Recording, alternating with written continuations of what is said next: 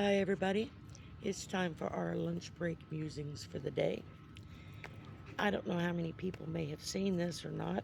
I just saw a short video on Midas Touch where evidently our president managed to wander out onto the roof of the White House and was walking around on the rooftop making all kinds of hand gestures, hollering down at the reporters below, making absolutely no sense whatsoever.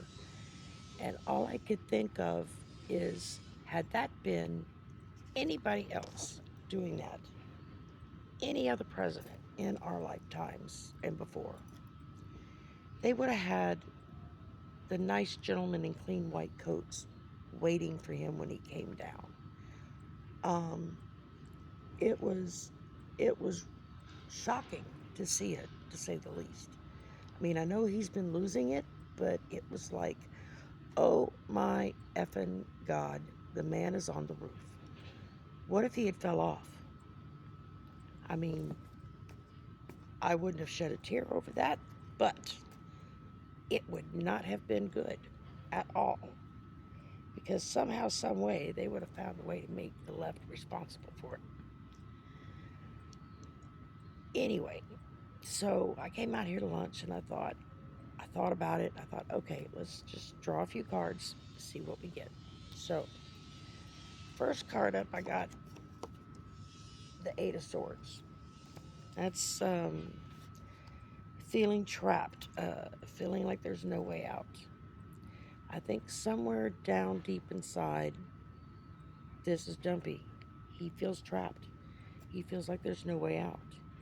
If he's not sitting in the White House, he knows he's going to be sitting in a jail cell. And that terrifies him.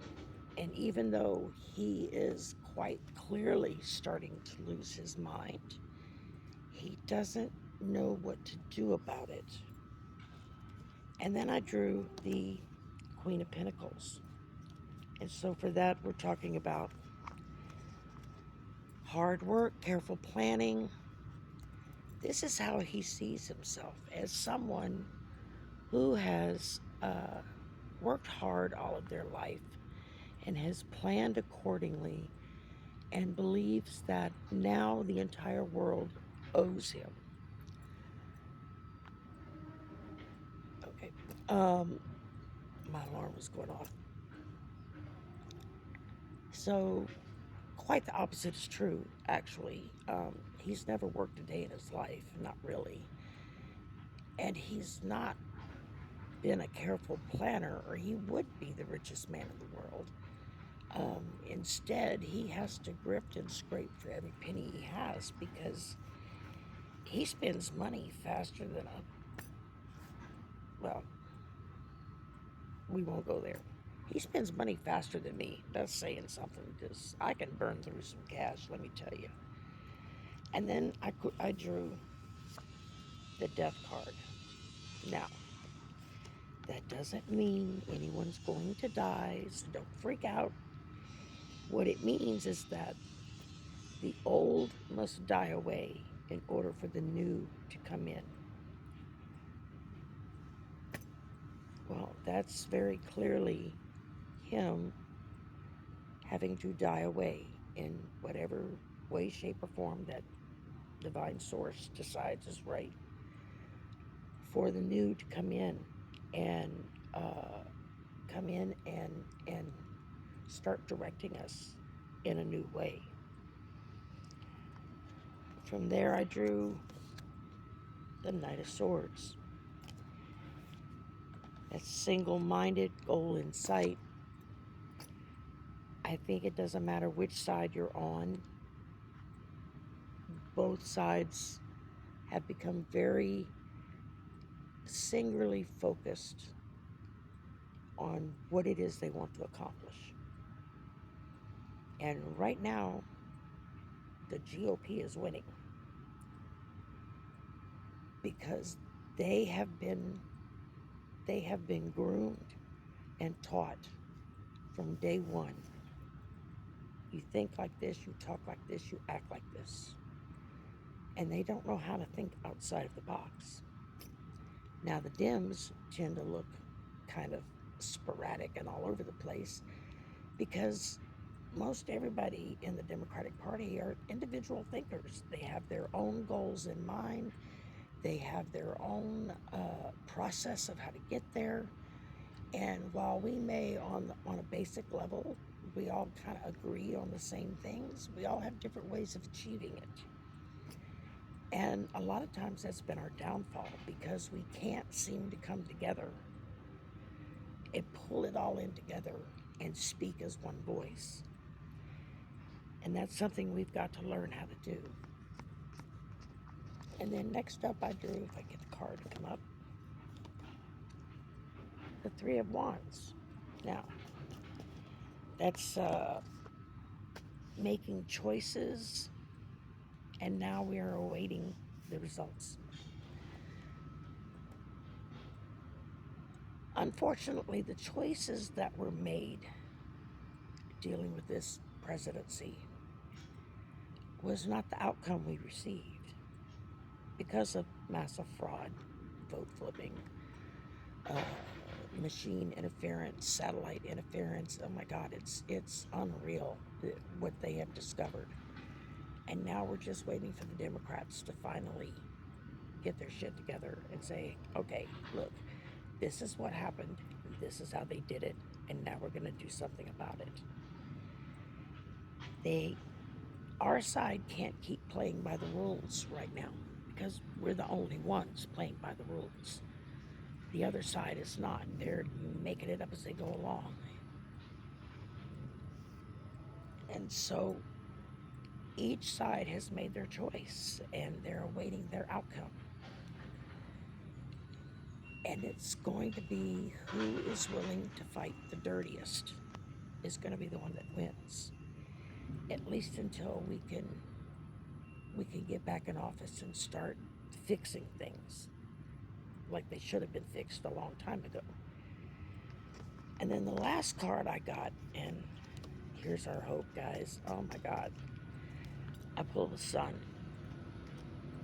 That tells me that despite it all, despite everything that's going on, despite all of the screw ups and all of the